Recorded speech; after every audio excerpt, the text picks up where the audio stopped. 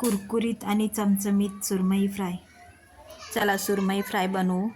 हे बघा, हे स्वच्छ धुवून घेतले मी सुरमईचे तुकडे आणि मधला ना काटा काढलाय मी, कारण तो मोठा पीस होता, त्याचे 2 पीस केले. तर हे बघा, कापताना ना व्यवस्थित नाही कापलं आणि मधला काटा काढलाय मी. त्याला बघा मीठ लावून घेतलं. हे आलं, मिरची आणि लसणाची पेस्ट आहे. हे बघा, हे लावून घेतलं.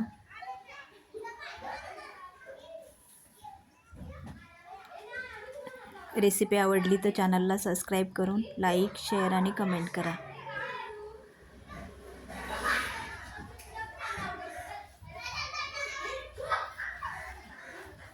हळद लावली. हे बघा,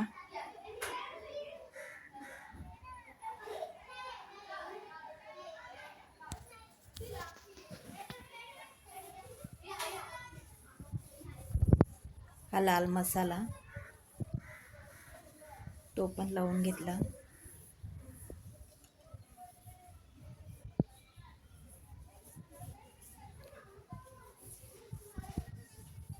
आणि आता हे 15-20 मिनटं झाकून असंच ठेवायचं आहे मॅरिनेशनसाठी. हे बघा, आता याला 15-20 मिनटं झाली. आता याला मी लिंबाचा रस टाकते. लिंबू, चिंच किंवा व्हिनेगर किंवा कोकम आगळ चालेल.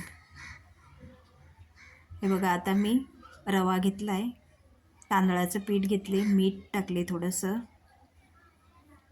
हा मसाला आहे. हे सगळं आता मिक्स करून घ्यायचं आहे.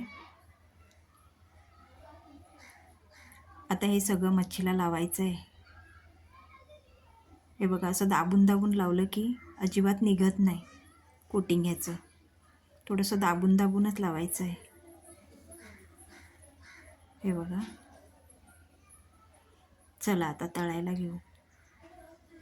हे बघा, आता पॅनमध्ये मी तेल घेतले, त्याच्यात हे तुकडा टाकला फिशचा. हा बघा, एका बाजूनी झाला आहे. हा बघा, पलटी करून घ्यायचं आहे.